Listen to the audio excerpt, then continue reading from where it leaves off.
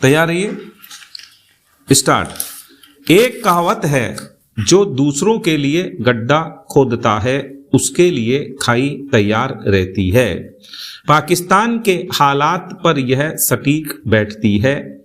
आतंक फैलाकर भारत को अस्थिर करने के ख्वाब देखने वाला पाकिस्तान खुद आतंकियों के हमले झेल रहा है।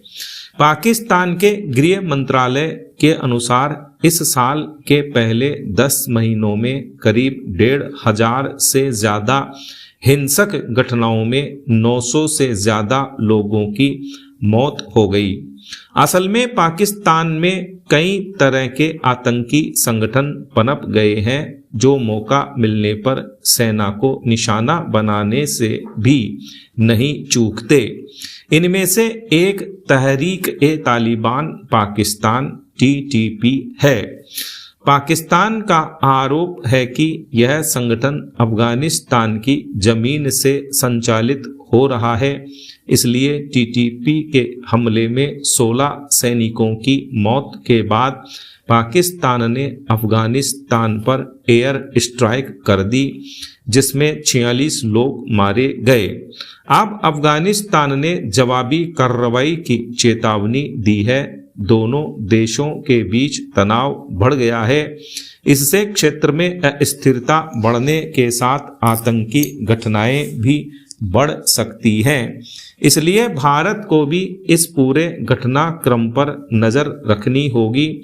तालिबान सरकार के कार्यवाहक गृह मंत्री सिराजुद्दीन हक्कानी और कार्यवाहक विदेश मंत्री आमिर खान मुताकी ने पाकिस्तान के विशेष प्रतिनिधि मोहम्मद सादिक खान से मुलाकात की थी। इसके तुरंत बाद हमले को अंजाम दिया गया। बातचीत का दिखावा करके हमले करना पाकिस्तान की फितरत में शामिल है। भारत तो पाकिस्तान के इस दोहरे रवैये से पहले से परिचित है। अफगानिस्तान में तालिबान शासन स्थापित होने पर खुश होने वाला पाकिस्तान अब उस पर एयर स्ट्राइक कर रहा है।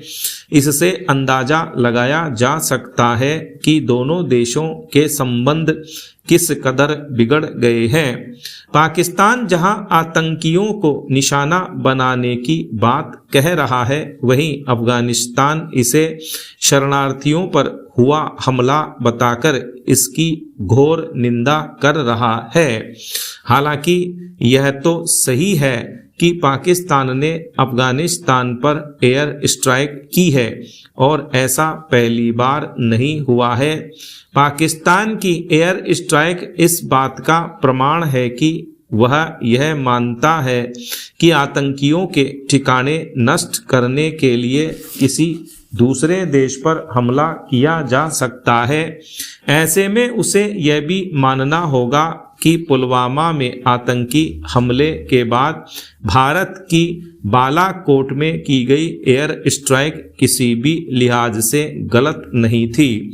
पाकिस्तान ही नहीं, समूची वैश्विक बिरादरी को यह भी समझना होगा कि आगे भी आतंकियों के ठिकाने नष्ट करने के लिए भारत यह रास्ता अपनाए तो किसी को आपत्ति नहीं होनी चाहिए। पैरा। वर्तमान में महिलाएं उद्यमिता एंटरप्रेन्योरशिप के क्षेत्र में महत्वपूर्ण भूमिका निभा रही हैं। Global university entrepreneurial spirit students survey की रिपोर्ट के अनुसार भारत की कुल उद्यम गतिविधियों में महिला उद्यमियों की भागीदारी अब पुरुषों के लगभग बराबर है। महिला उद्यमिता की दर 11.4% है, जबकि पुरुषों में यह दर 11.6% है। आंकड़ों के अनुसार भारत में लगभग 20% सूक्ष्म, लघु और मध्यम व्यवसाय महिलाओं के स्वामित्व में है।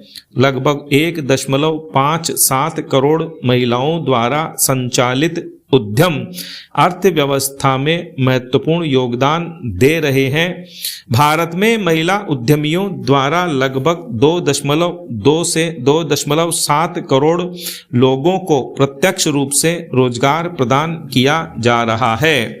महिला उद्यमियों के योगदान को स्वीकार करते हुए केंद्र सरकार ने कई योजनाएं शुरू की हैं। मुद्रा योजना, स्टैंड अप इंडिया योजना, महिला ई हाट और अन्य योजनाओं के अंतर्गत महिलाओं को 10 लाख से 1 करोड़ तक के ऋण मिलने का प्रावधान है। नीति आयोग की वीमेन एंटरप्रेन्योरशिप प्लेटफॉर्म महिलाओं को उनके व्यवसायों को विकसित करने के लिए डिजिटल और नेटवर्किंग अवसर प्रदान करती है। हालांकि नीतिगत समर्थन के सकारात्मक परिणाम दिख रहे हैं, लेकिन महिला उद्यमियों के सामने चुनौतियां अभी भी कम नहीं हुई हैं। शहरी क्षेत्रों में महिलाओं के व्यवसायों की संख्या अधिक है, जबकि ग्रामीण क्षेत्रों में संसाधनों, प्रशिक्षण और बाजार तक पहुंच की कमी के कारण यह संख्या सीमित है। कुछ राज्य इन असमानताओं को कम करने के लिए प्रयासरत हैं। उत्तराखंड की देवभूमि उद्यमिता योजना में 65% महिलाएं उद्यमिता सीखने में रुचि दिखा रही हैं, जबकि 63% महिलाएं उद्यम सृजन और विविधीकरण में सक्रिय हैं। गुजरात सरकार की हस्तकला सेतु योजना में भी महिलाओं की व्यापक भागीदारी है।